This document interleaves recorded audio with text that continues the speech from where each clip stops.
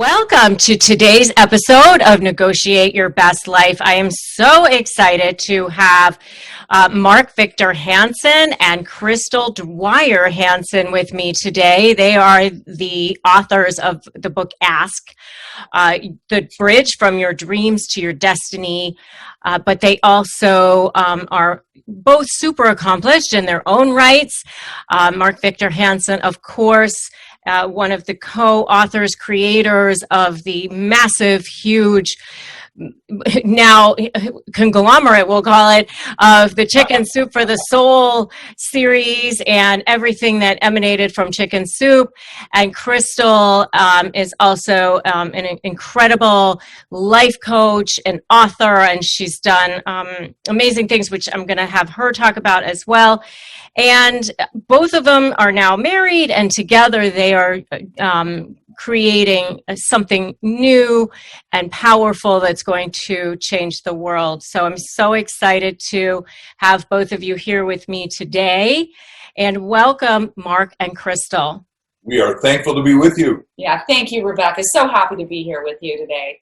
Thank you. So, Crystal, the book, The Bridge from Your Dreams to Your Destiny, Ask, is also kind of, in a way, you started, off with, a humble story, and you've had to ask to get where you are in your life. Yeah. And, you married young, you were a single mom, and you were on food stamps or something like that. Tell us that story, because I think it's pretty incredible so that people can see the hero journey in you.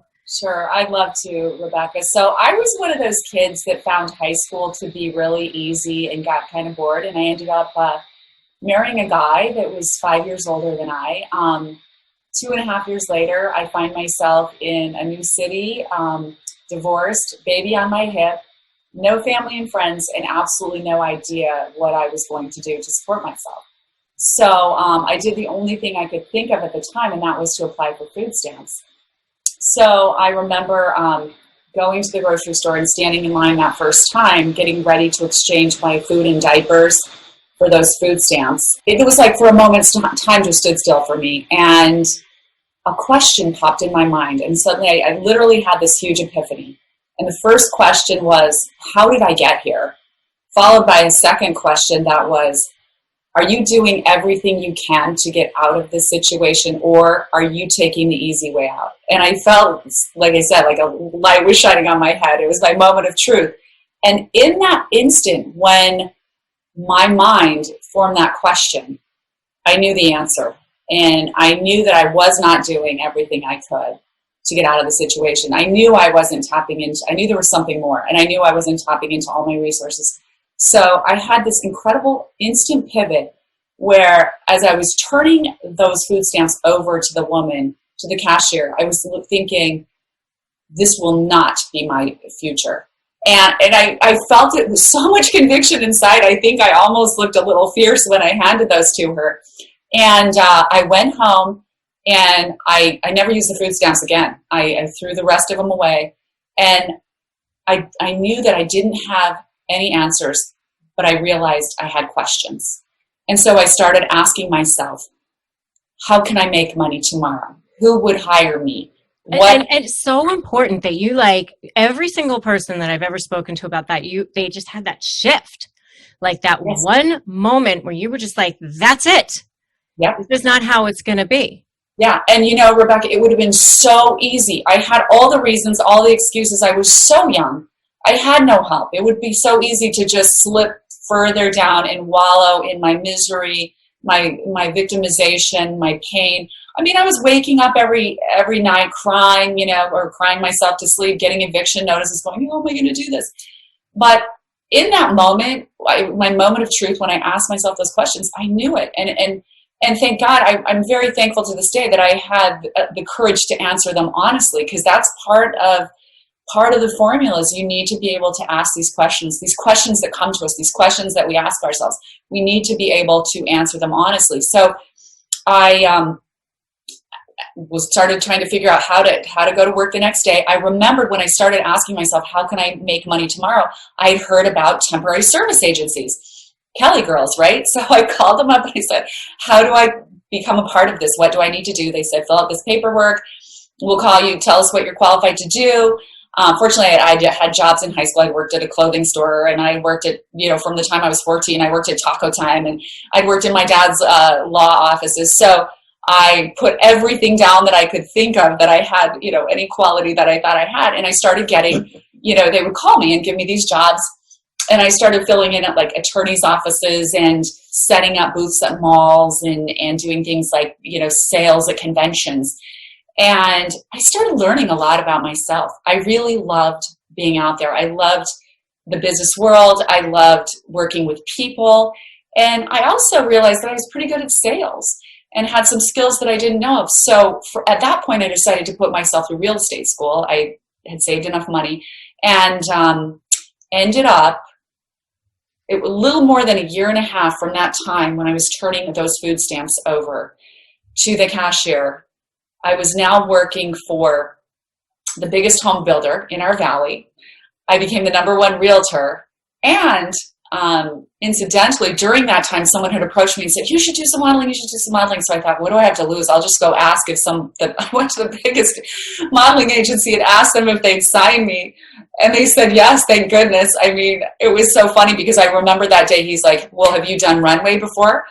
Do you know how to walk on a runway? And I'm like, I think I can. Getting up and trying to do the runway walk, Fortunately, I'd had some dance experience. But long and short of it is they signed me, and I ended up doing some television commercials that went national. So I ended up getting having to join Screen Actors Guild, because when you book a certain amount of residual income with Screen Actors Guild, you get all, with commercials, you get all these benefits through Screen Actors Guild. So a year and a half later, here I am working for the biggest home builder, become, the #1 salesperson, and I'm getting residual income from my commercials. And I have the greatest benefits available for myself and my little baby boy. All because you just said, that's it, I'm done, this is changing. But I want Mark, though, to tell us his story, too, because he had a story of bankruptcy and all kinds of, and what was interesting to me is I was, when I was doing my research, I listened to some other interviews that you guys had done, and you had mentioned Bucky Fuller. And what I thought was really cool about that is my uncle was actually Buckminster Fuller's partner in the architecture firm. And Fuller, Sadow, and Zung. And Zung. Yes. Oh, I knew him. By the way, I got goosebumps, forgive me, but wow.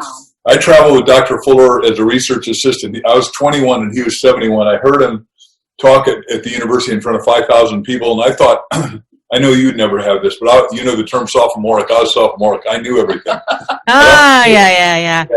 So my uncle, Thomas Zung. Yeah, I know. His partner. Is he alive still? He is. He's 87, and he still speaks all over. Well, before COVID, but he's a professor emeritus at Stanford, and he's written several books on Bucky, and he speaks all over the world about it. I meet him, but as you know, those guys did.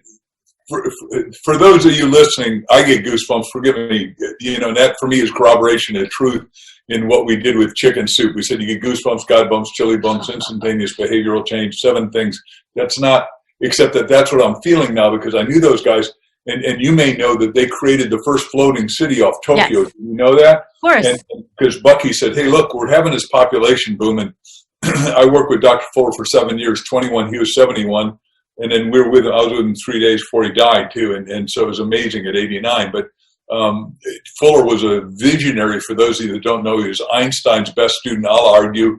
He had thousands of inventions, 40 major books. I was helping him in the end with some of those, but he created World Game. He said, look, we're going to have a population explosion here, because I can go through the science and the physics of it, but the bottom line is we don't have enough way to put it, and there's not a population problem like Bill Gates is saying so arbitrarily, but we have a design problem. We're not able to take care of the people, and Soji and Zung and I are doing this. So you're the first one ever that I've met I mean, I've met a lot of people that were with Buc-ee's, you know, because the guy lived 89 years and never was a day he didn't work. He slept 2 hours a night. He was unequivocally the most amazing guy. And what he taught us about questions was that you got to ask bigger questions. So we wrote in our book, Ask, the size of your question determines the size of your result. And his question was, how do I make the world work for 100% of humanity, physically and economically? And then he grailed 7 guys before he died. Myself, our dearest friend, Dr. Michael Benelli, and a few others. I know all of us, and said, "Go, you guys know enough about tech and enough about articulation and eloquence. Go out and pull this off." And it's so nice that you got a relative. He's my uncle. We're like very close, very, very close. My dad's brother. So, thank you. So my story was, I tried to be Bucky. That made me go bankrupt. He didn't make me go bankrupt. Trying to be somebody else made me go bankrupt. But I was building out of plastic. I built the Washer Rocket Club, botanical gardens, aviaries, all that stuff in New York. But for 6 months, I'm sleeping, depressed, upset, hiding underneath, sheets and outside some other guy's room, and just asking myself, what am I supposed to do? Because that's really the question. We say, ask yourself, ask others, and ask God. And I'm saying, God, what's my right livelihood? And I'm supposed to talk to people that care about things that matter, that make a life transformative difference. And I go to my roommates and I ask them, I was in Hicksville, Long Island, New York at the time. I said, do you guys know anyone that's young, not a celebrity, not a Broadway star, because we're in New York, not a lawyer, not a doctor, and that I could relate to that's speaking? And the guy said, yeah, in real estate, there's this guy a few years older than you, Chip Collins. And I went out and got wowed by him by 3 hours. Asked him after he talked, I said, Chip, I'm Mark Victor Hansen. I need to do what you do. This is my right livelihood. Can I buy your lunch? He said, kid, chance of you making is 1 in 1,000. You're not going to make it, but I'll let you buy me lunch. We went to lunch. He told me what to do. He said, in the 5 boroughs of New York, stay out of real estate, and I'll teach you how to do it in life insurance. But I told you, you're not going to make it, Bill. I got 1,000 talks a year for the first 3 years by asking the right question, because I'd asked the wrong question, figured out how to go bankrupt. Now I ask the right question, how do I do what I'm supposed to do? And then the audience kept saying, well, do you have it in a book? And I put together my first book, and I tripled my income the first year for little audiences, 6 people, 50 people at the most. I sold this book called Stand Up, Speak Out, and Win at $10 each, 20,000 copies, made over $200,000. Now, again, I thought, well, I'll crash and burn, but this time I'm going to stay up. And now, 500 million plus books later and 312 books, I think I'm going to make it. Yeah, exactly. But again, it was that shift. And so I want to talk about your book, Ask, which I love the name because it's like right to the point, as far as what it is that you need to do. And I also love the fact that you started with this, I call it a parable. I don't know if that's the right word, but just sort of this little story, which I actually kind of was reminded of the book, The Alchemist, in listening or reading it and listening to it on my Audible. It's a story about a girl named Michaela, and she is kind of downtrodden. Her life is, she collects rocks. I mean, how about that? Okay, that's what I do. And how many of us are collecting rocks, which I kind of thought that was a really good way of sort of looking at life in a lot of ways, but she also feels like her life is horrible. I mean, or it really is in a lot of ways. I mean, her parents have both died. They've taken all of her money because her mother was sick and there were lots of medical expenses, and she's like living under a tree or something. And, I loved it because how many of us out there, and especially in my community, who are people who are dealing with toxic personalities, just feel like they just can't win. Like life is just never giving them, a break. They just can't cut a break. And bad things happen to us. As humans, we get lessons, whether we want them or not. And they're hard a lot of times. So what I loved about the story is how she just sort of shifted gradually through these dreams that she had. There's a 5 or 6, I can't remember how many it was, but 5 or 6 dreams that she had, that kind of taught her how to shift. And both of you had these moments in your life where you were on food stamps, bankrupt, as low as it can be, and had that shift. So can you talk about that? Yeah, I mean, we were really excited about the parable, the fable of Michaela. We wanted to start with the parable because the power of stories is just so impactful on all of us. When we read a story like Michaela, it kind of becomes a metaphor for our own lives, and we start to see ourselves in that story. And a metaphor is really a pattern that our brain recognizes, and our brains really do think and learn in patterns. So those stories are super powerful, and it's super helpful if you can read the story and read powerful stories like that more than once. But yeah, Michaela's life, I mean, like you said, we believe, I wrote it to be sort of every woman and every man's story, because she starts off with nothing. Yeah, she's lost everything. She's literally taking big, heavy rocks and moving them from one place to the other every day. And she's lost all hope. She thinks nothing can change. And then when the being takes her up on this journey, she falls into this exhausted sleep one night.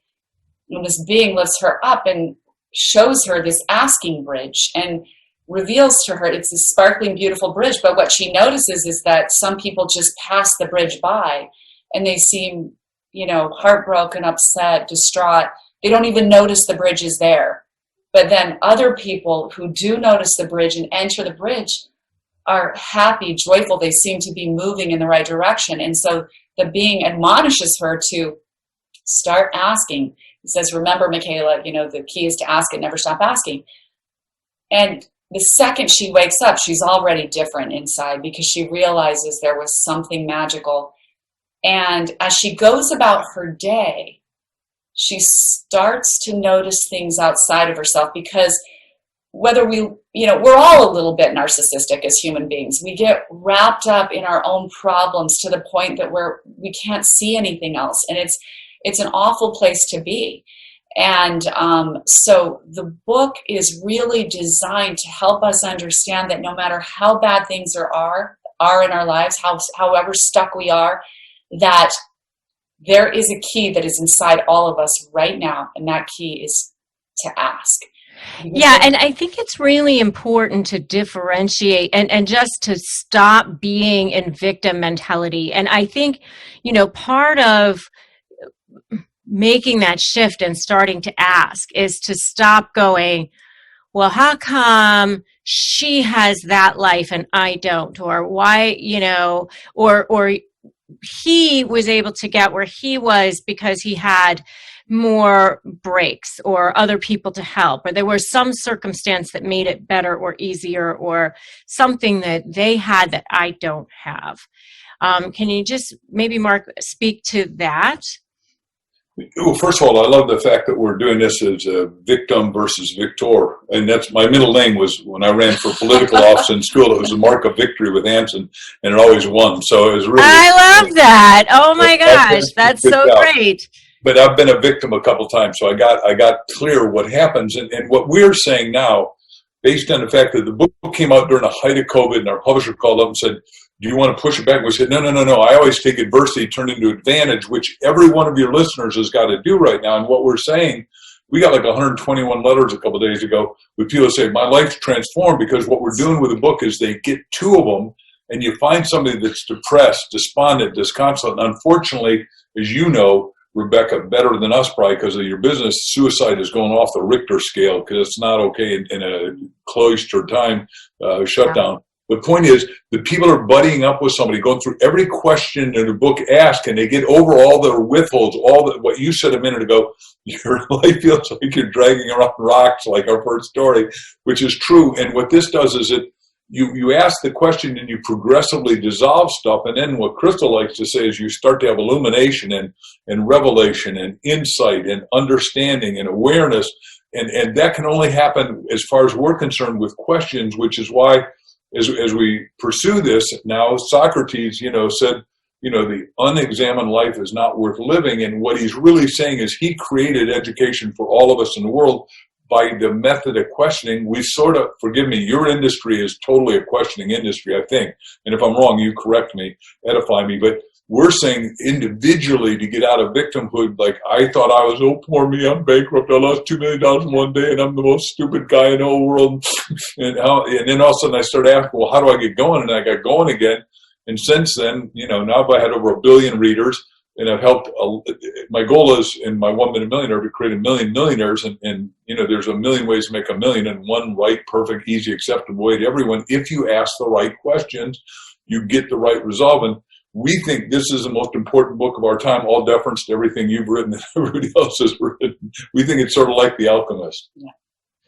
Well, certainly, work like what you're doing and what I'm doing really helps to shift the perspective, especially for people like who follow me, who are in toxic relationships and just feel like they can't turn it around, like there's just no way they can win. There's no way. They're constantly on the defensive, and the person has been maybe so abused that they can't even think straight sometimes. So even in my book, Negotiate Like You Matter, I talked about how mindset is, 80% of a negotiation is won before you even walk into a room, and mindset is 50% of it. And so I love what you guys are doing because, and I actually read the whole entire book. A lot of times when I do interviews, I'll just get like the gist, but I'm such a student of the work that you guys are doing that I voraciously read it because I thought I love this stuff. And I really, really want to make sure that your message is properly delivered. So you talk about ways, who to ask, and how to ask. And you have like 3 parts of asking. Can you address that? Yeah, sure. So we say there are actually 3 channels through which to ask, and those are ask yourself, ask others, and ask God. And each of those channels is equally important as you're trying to transcend difficulties or move ahead or start over, whatever you're trying to do. And when you start to deploy those channels and ask the right questions, you'll start to see everything change so magically. And really, the asking journey, we think, starts with asking yourself. So few people take the time, Rebecca, to spend time with themselves. And we say that's the most important time you'll spend during the day, is that time where you spend focused deliberately on your life and on creating the life that you want. And as a transformational life coach, I tell people all the time, while it appears that life is coming at you from some source outside yourself, that is a lie. That's a fallacy. The truth is that your life experience, what your experience is as life every day, is really created right here inside of yourself, in your own mind and in your own heart. So it's so valuable to take that time with yourself and start to do a deliberate creation, because a lot of what we've accepted in our lives right now becomes programming that we live our lives by, and it's happened randomly. It hasn't happened with deliberate intention, focused on what we wanted. And that begins with the asking journey, to get to that place where we can figure that out. Well, how do I get there? How do I figure it out, right? You take the asking journey, and that ask yourself part is the reflective journey. So we say, there are really 3 critical phases to that. When you're asking yourself, it's where am I now? And all of the little sub-questions that come under that, because you need to understand where you are. Are you miserable? Am I miserable? Is there anything I like about this situation, this relationship, this job? What do I like? What's unacceptable? Am I willing to put up with this, or am I willing to take steps that will change things? And you really have to come clean with yourself sometimes, because we just get on that roller coaster and never get off sometimes. But asking yourself these questions and then answering them honestly and courageously will start taking you forward. And then the second critical phase is where am I now? Where do I want to be? Like you said a second ago, some people are just so confused. They're so steeped in the problem They're not looking outside of it. So what Mark and I like to say is, when you start this phase of questioning, where do I want to be? This is so important because you're really starting to create the architecture for the life you really want. So imagine, this is where your imagination comes into play, and we're the only animals that have this power of imagination. So imagine the nth degree of perfection in a relationship that you would want, right? Imagine yourself there right now, like in the stage of your mind, and then start asking the questions from this perfect scenario. What is your relationship like every day? How are you treating each other? What things do you enjoy together? What are your goals together? Do you have a higher purpose? What things matter to you? I mean, when you start to figure those things out, everything suddenly changes. And you start to understand what's acceptable and what's not, and actually start to sculpt your perfect life. And then the third part of that is, what specific actions do you need to take, okay, that support this information, or support these breakthroughs, or support these illuminations that you're getting, because you have to put your asking journey into action. You will get answers. You will start to get revelations. You will start to understand yourself and others better. And so the important thing is to take those steps and take those actions as you start to get those answers. Yeah. And I love that, and maybe Mark, you could talk about this. When you talk about asking others, you talk about there's 7 obstacles, that there's people who, they don't want to. And especially in negotiation, or when they're dealing with people who are very challenging. Can you talk a little bit about those obstacles?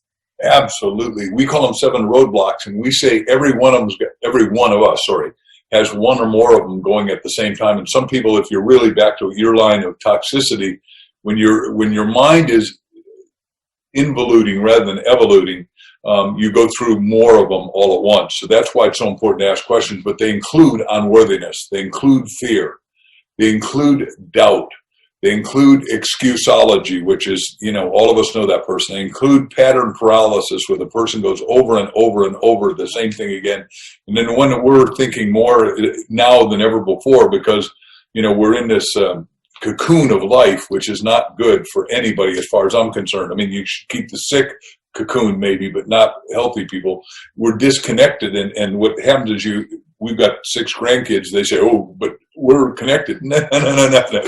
You're not connected. Get clear. A telephone is a telephone ear connection, but you really need togetherness. And thank God we live in Arizona, and here we can still go to restaurants and have some freedom and movies and stuff. So, and we've got really great friends that are smart, and so we're more connected. But every one of us has got to go through those, because the quickest example on unworthiness, just that's the top of the heap, because all of us feel unworthy at some level of our life sometime. And we got the great story about my friend who I've owned 2 companies with, Bob Proctor, and he's long ago, he's 84 right now, he was making $4,000 a year as a fireman, owed $6,000, was upside down, never thought he'd make it. Ask yourself. He said, I got to get out of here. This doesn't make sense. These guys are nothing but drunks. They're useless, right? My colleagues. And so he said, I'll ask somebody that knows. So he goes to somebody that really could mentor him. And all of us have to have somebody. Even now, we're asking you before the show starts, if you don't mind my saying it, we want you to mentor us on YouTube, and we'll mentor you in how to become one of the world's best-selling authors, more than you are already, right? But he went to this guy, Ray, who's also a friend of mine, and said, hey, how do you become rich, healthy, and happy? And he started asking questions. What does it mean to be happy? And long story short, Bob has now got his 100th birthday scheduled to bring 1 million people out to Las Vegas. He's in great shape. He's doing better than ever. He's running. Oh my goodness! And there's a whole chapter on him in the book. I want to just make sure the listeners know.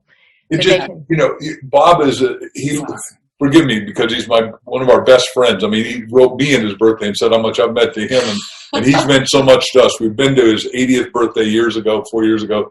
We just love this guy, but he stands tall, he stands strong, he's vigorous, And that's what we're not supposed to age. But remember, if you don't program yourself to how do I stay healthy? How do I keep my immune system strong? How do I really get wealthy so I can afford to do whatever I want to do and have my right livelihood? Because we're saying the subtitle of the book is Toward Your Destiny. And we're saying, ask yourself, what is your destiny? That's how to get out of toxicity.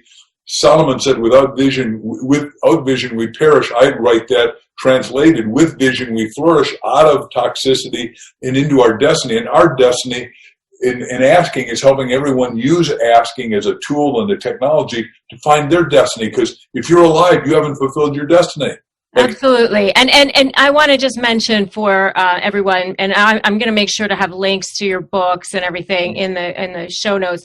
But in the book, you do break out, how to ask for physical health and step-by-step guidance, how to ask for, business or financial and step-by-step guidance there. But I want to make sure that we also get to the point where we talk about asking God, because that's your third step. And I am a student of quantum law, and to me that's where that kind of comes into play. And I really, really, really want my listeners to hear what you have to say about that, because I think that is so important in this third step of asking.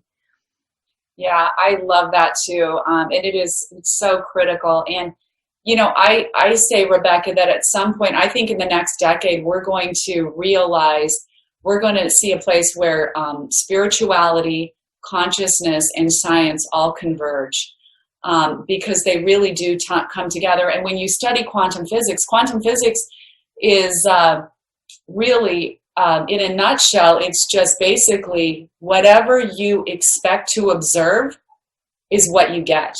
And when you read about quantum physics and all of the science behind it, scientists are actually baffled. But then you look at Scripture, and Scripture tells us again and again, ask and you shall receive, seek and you shall find, knock and the door will be open. Absolutely. You can look at all of the wisdom traditions, from the Upanishads to the Torah. They all talk about asking, about basically getting what you expect. And so, God has basically tried to give us the code to say, I need you to ask. You get to determine. You are a self-determining creature. I gave you this gift. Are you willing to use it? And will you believe? Do you have the faith? I'm just restraining myself from doing like a massive, huge cheer right now. I'm going, yes!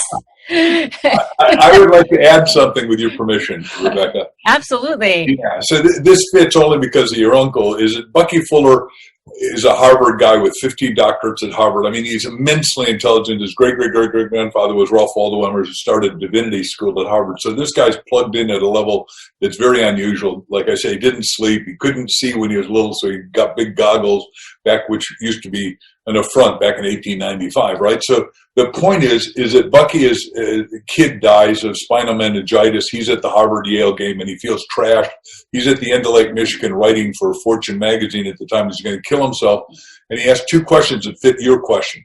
I get goosebumps telling you. Number one is there a God? Which is a great question for all of us to ask, because some of the people out there, when they're in a toxic relationship, are saying, hey, wait a second, God, look, Big G, you abandoned me. What the hell are you doing? How could I have such an awful life if you're God is God and God is good? How can you do that? So Bucky's answer was, it came intuitionally, like these answers that come to Crystal, prophetically, and it said there's an a priori intelligence in the universe, meaning an intelligence before cause, right? A causeless cause. And then number two is that, do I have a reason for being, which is why we did destiny here, because everyone has a reason for being.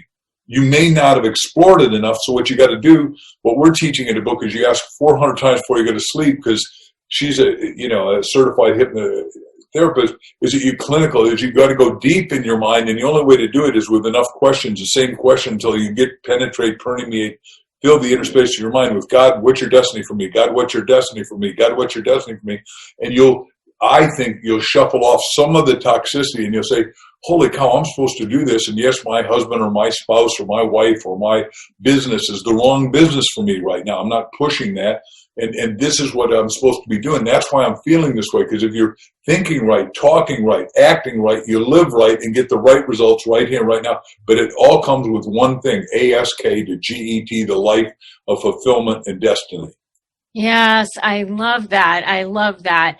And so we are almost out of time, but this has all been so great. I mean, I feel like I could talk to you guys for like the next 3 hours and it probably still wouldn't even be enough because I feel like we're so in sync with the way that we think and especially your messaging, I think is so, so important. And I highly, highly encourage everybody to get their book. I will definitely put it in the notes so that you can do that. So what last words, I'm going to give each one of you an opportunity, if you wanted to just say one thing to these people who are stuck in these relationships, who are just feeling like Michaela before when she was still sleeping under a tree, what would you say to them? Crystal, we'll start with you. I would just say that, the only way God works in this world, sometimes we picture God as some, gray-haired guy in the sky that's a million miles away. And truly, the creator of the universe created us. And so we have that amazing creative ability. We were told that we were created in the creator's image. So we need to really own that and start to understand that the only way that God can express is through us and in us. And so that's a huge and awesome opportunity. So, you're not alone and you have this incredible power inside of you. So plug in and just start asking the questions. And I promise you, your life is going to start changing in wondrous ways. And I really hope that people get the book and really follow it, really read it thoroughly, and imagine yourself in those stories because there's a lot of magic there. And I will add that, look, I'd love you to go in bookstores and get our book if there is a bookstore open by you, but they've been crushed a little bit with COVID. So if you've got to, go to Amazon, get a copy of the book, and then go to our new website that we're freely trying to teach everyone to become a master asker called askthebookclub.com. And will help lead you to becoming a master asker and have the fulfillment of your destiny. That's our goal. Our destiny is to help you get to your destiny. Then the other subset of that is I'll give mine and she can give hers. If you want to go to my website, markvictorhansen.com, or watch my stuff on YouTube, we love that. And I have a great free resource at my website, crystalvisionlife.com. It's an audio, guided visualization audio called Purge Messy Thinking. And it's a really good one for people right now because we all do that messy thinking that's really, shutting us down and sabotaging us. So, grab that. It's a free resource, crystalvisionlife.com. And then, follow us on Twitter, Facebook, Instagram. We love hearing from people. I'm Crystal Dwyer Hansen, of course, and he's Mark Victor Hansen. All of the platforms. Yes, and it's Hansen with the E-N. E-N, thank you. The Danish way, correct. A lot of people get that wrong, Rebecca, so thank you. Yes. Well, thank you both so much. I really hope that my vision for this is that it helped anybody start to pivot, start to just go, wait a minute, maybe I can make this shift. Maybe it can, and it just really starts with that first step. And so if the first step is just grabbing a copy of the book or grabbing one of your free resources or something and just starting to take that walk, that, that's the way to do it. That's how you start going in the right direction. So thank you both so much. This was incredible. Thank you, Rebecca.